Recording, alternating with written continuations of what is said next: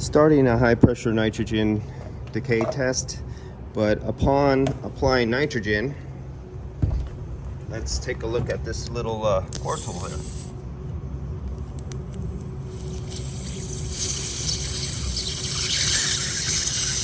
So that's our little leak, and that was nylog that was on there.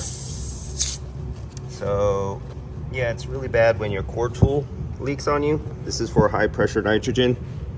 And so I'm gonna try another one. I like straight copper, that's what I usually do, but I'm showing you some failures that I've had on some other parts. You flare a piece of copper and you put a fitting on it, and you go directly to the pipe with a piece of copper, soft copper, directly up to your pressure test device, whatever you're gonna have for your measurement, and then cap everything else off with caps and use your flare nut to copper here.